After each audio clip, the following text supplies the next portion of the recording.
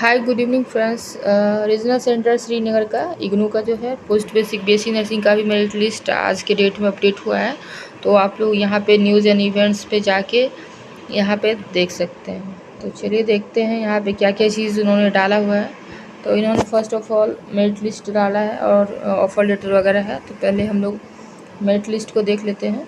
तो merit list में देख लीजिए, यहाँ पे जनरल कैटेगरी में टोटल 10 कैंडिडेट्स हैं, जिसमें से 2 फिजिकली हैंडीकैप्ड हैं और टोटल 8 कैंडिडेट हैं, जिनमें जो हाईएस्ट मार्क्स जो कट ऑफ गया है जनरल का वो 101 है और मिनिमम मार्क्स जो है वो 92 है। बट 75 और 66 दो पीएच कैंडिडेट जनरल के हैं, जिन्हें भी इस रैंक लिस्ट में शामिल किया गया है। नेक्स्ट ओबीसी का कट ऑफ देख लेते हैं। तो ओबीसी में जो कट ऑफ गया है आपका 88 मिनिमम है और हाईएस्ट जो है वो 91 है। टोटल 5 कैंडिडेट्स का सिलेक्शन हुआ है।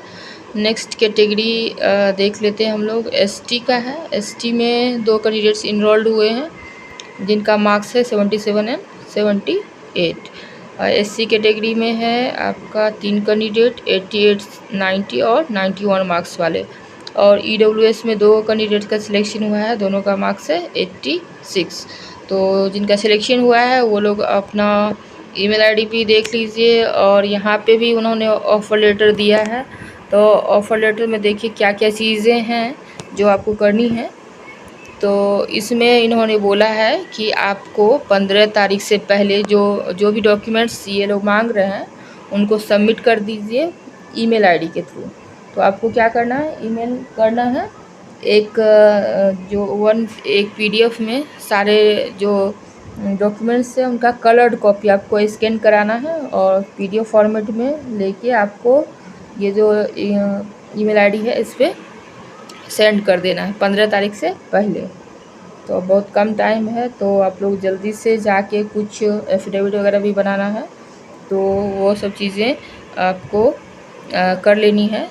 तो जो 15 तक इसमें भेज देना है और उसके बाद जो है आपको जो है सेल्फ अटेस्टेड फ़ोटो कॉपी जो भी रिक्वायर्ड डॉक्यूमेंट्स है वो भी आपको भेजना है रीजनल सेंटर इग्नू पे। श्रीनगर जो है ये एड्रेस दिया हुआ है, वहाँ भी पोस्ट के थ्रू भी भेज देना है। पहले ईमेल करिए, देन आपको पोस्ट भी करना है, ठीक है। जो जो चीज़ डॉक्यूमेंट्स वो लोग डिमांड कर रहे हैं आप पहले ईमेल करिए, देन उसको पोस्ट करिए। और ये सारी चीज़ें हैं जो बाकी के भी सारी चीज़ में अप्लाइड होते हैं। तो बाकी हम लोग देख लेते हैं कौन कौन से डॉक्यूमेंट का रिक्वायरमेंट है। तो ये आपका दिया हुआ है एनेक्सर 1 में। तो ये कितनी चीज़ें चाहिए इन्होंने डॉक्यूमेंट का लिस्ट देख लीजिए दिया है, जो सारे एप्लीकेंट्स को चाहिए। 10th का पहले चाहिए एडमिट कार्ड आपका ओरिजिनल चाहिए और 10th का सर्टिफिकेट चाहिए 10+2 का, और रजिस्ट्रेशन चाहिए जीएनएम का, और एक्सपीरियंस सर्टिफिकेट और डिप्लोमा चाहिए, रजिस्ट्रेशन चाहिए, और जहाँ पे आप काम कर रहे हैं उसका सर्टिफिकेट चाहिए। और अगर मेल नर्सेस हैं तो 6 और 9 मंथ का जो ड्यूरेशन का आपका सर्टिफिकेट है वो चाहिए, और 2 पासपोर्ट साइज फ़ोटोग्राफ, और एंटी रैगिंग का जो एफिडेविट है वो नोटराइज़ कराना है और पेरेंट्स से भी साइन कराना है, और अप्लीकेंट का 2 एफिडेविट आपको बनवाना है। जाके आप किसी भी कोर्ट में जाके बनवा सकते हैं और नोटराइज़ कर डाल लीजिए। और अगर रिज़र्व कैटेगरी के अप्लीकेंट्स हैं तो आपको अपना कैटेगरी सर्टिफिकेट दीजिए। SC/ST हैं तो SC/ST सर्टिफिकेट, ओबीसी है तो ओबीसी नॉन क्रीमी लेयर का, पीएच कैंडिडेट है तो पीएच, पार विडो है तो वो ईडब्ल्यूएस है तो ईडब्ल्यूएस सर्टिफिकेट। और साथ में जो है अगर आपने नाम वाम चेंज कराया है तो उसका भी जो है वैलिड प्रूफ चाहिए, हमें अटेस्टेड एफिडेविट चाहिए अगर आपने नाम वाम चेंज कराया है। तो ये सब चीज़ें आपको लेके जानी है।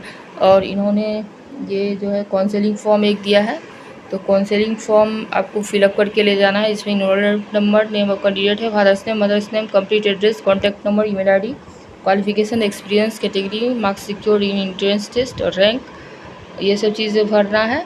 और इसमें एक पासपोर्ट साइज फ़ोटोग्राफ जो है उस पर साइन करके चिपका देना है।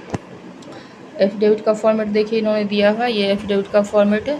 ये एफिडेविट का फॉर्मेट आप लोग को ये ही निकाल के इसको नोटराइज़ कर लेना है। नेक्स्ट देख लीजिए, इन्होंने कुछ गाइडलाइंस दिया है, उसको भी अच्छे से आप पढ़ लीजिए इसको डाउनलोड करके। जो भी है मेरिट लिस्ट कैसे किया गया है और रीजनल सेंटर कैसे बना है, रिजर्वेशन भी दिया गया है, और जो रिजर्वेशन है वो भी डाला है, हॉरिजॉन्टल और वर्टिकल दोनों रिजर्वेशन लागू किया गया है इसमें, और ईडब्ल्यूएस का भी रिजर्वेशन इसमें है। और टाई केसेस में जो एक्सपीरियंस है उसको पहले प्राथमिकता मिला है, देन परसेंटेज जीएनएम का कैलकुलेट हुआ, देन डेट ऑफ बर्थ और ड्राइंग हुआ है। अगर इसके बाद भी टाई केस हुआ है तो ड्रॉ किया गया है। तो वेरिफिकेशन जो होगा आपका डॉक्यूमेंट जो आप लोग भेजेंगे उसी के आधार पे होगा, और अगर आप एलिजिबल रहेंगे तो आपको ये एडमिशन कंफर्म किया जाएगा, और काउंसलिंग जो है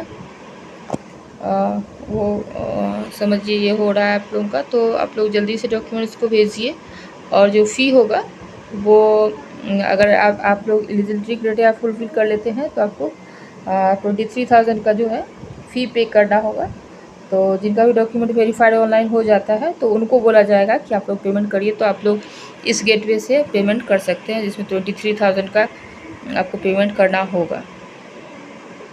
तो जल्दी से आप लोग अपना डॉक्यूमेंट्स वगैरह भेजिए, और जो जो डॉक्यूमेंट्स मांगे गए हैं वो आप लोग जल्दी से ईमेल करिए और उनको पोस्ट करिए। 15 से पहले ईमेल करना है, उसके बाद भी आप पोस्ट कर देते हैं, बट ईमेल जो है वो 15 तक आप लोग ज़रूर कर लीजिए। Okay, thank you, thanks for watching.